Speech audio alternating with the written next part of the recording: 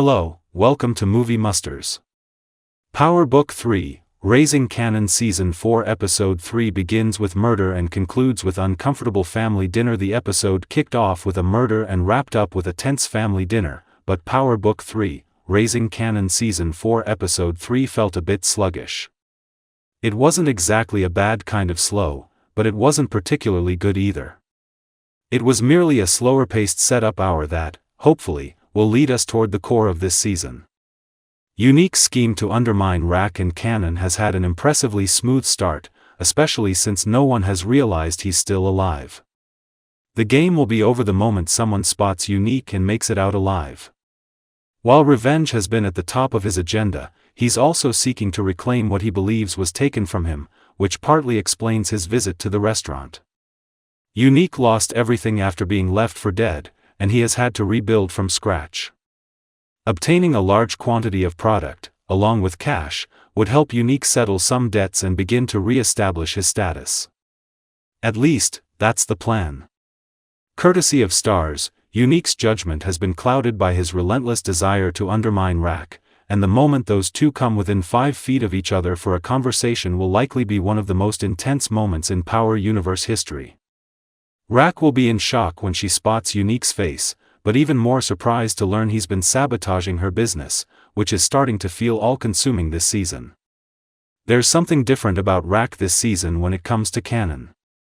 She seems far more accepting of reality, a stark contrast from past versions of Raqs, who continually made poor choices to maintain control over Kanan. Has Raqs finally realized she pushed Kanan too far? Or is she leveraging their business relationship to find a way back into his life, even if he doesn't want her there? It's nearly impossible to give Raqs the benefit of the doubt, given her history of questionable actions with little regard for the emotional consequences. But perhaps she is attempting to make amends for her past. She was present for Lulu when he received his sobriety chip, which was the last place I expected to see her. The relationship between Raqs and Lulu seemed irreparably damaged during Power Book 3, Raising Kanan Season 3, but therapy and sobriety have profoundly benefited Lulu.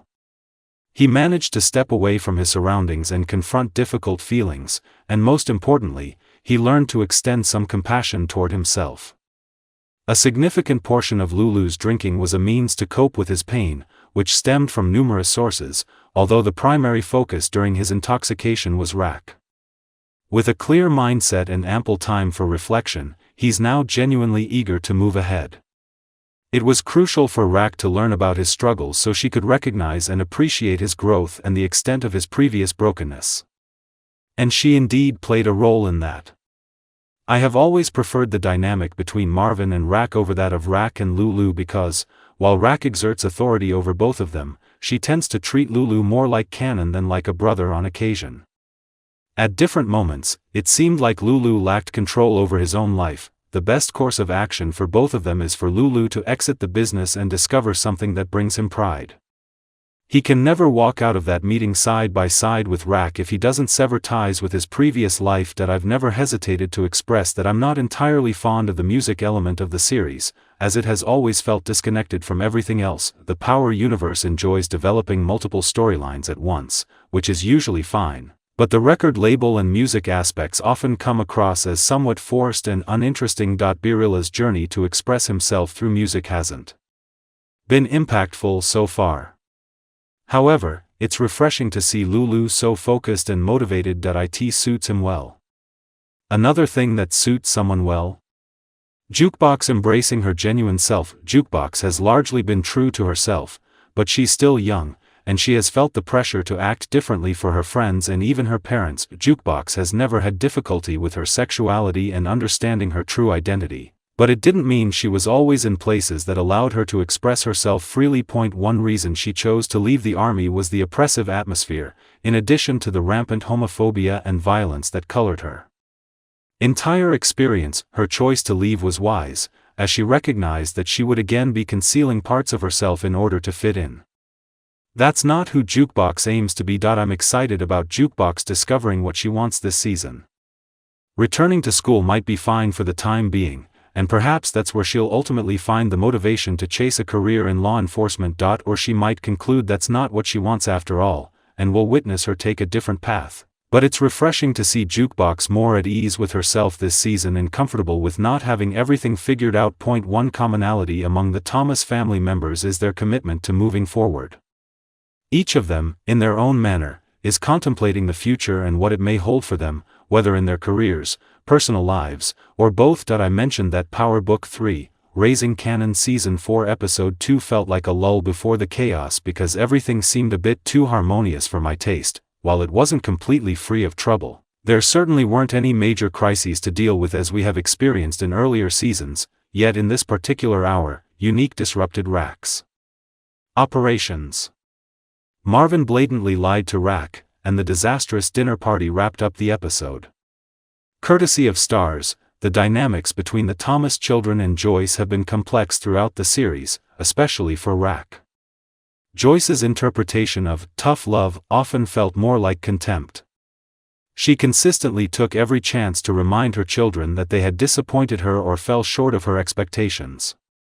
As the only daughter, Raq experienced this tenfold compared to her brothers, and hearing about Joyce's terminal illness during a family dinner was particularly difficult for her to process. Her response was genuine and profoundly authentic. Raq usually maintains complete control over everything, including her emotions. However, regardless of her feelings towards her mother, she must grapple with both anger and fear simultaneously. Raq on a Mission, Power Book 3, Raising Kanan Season 3 Episode 10, Stars. While everyone at that table has faced death before, dealing with the prospect of losing a family member is an entirely different matter. The Thomas family is fascinating because they are both close-knit and distant.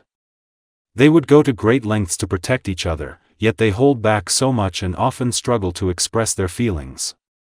Joyce's deteriorating health may compel them to finally communicate and express their true feelings in a way they never have, but it could also lead to their downfall.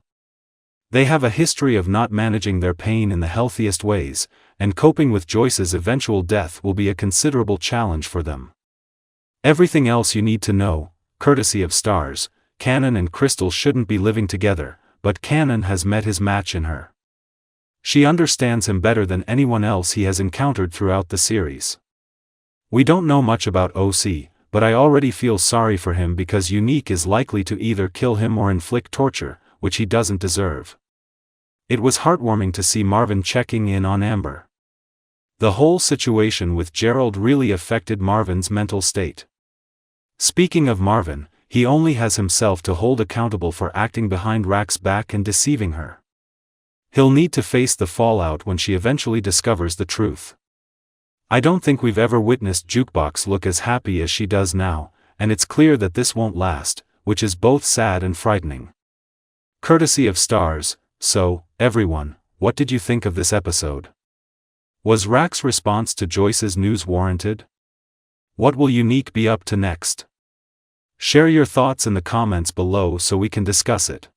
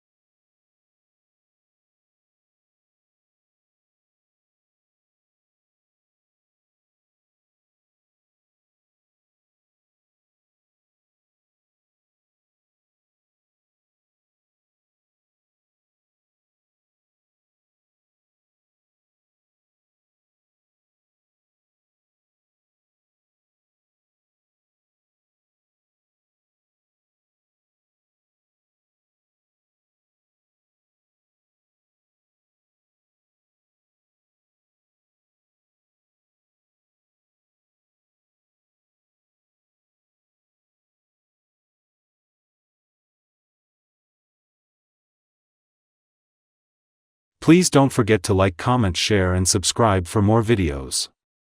Thanks for watching.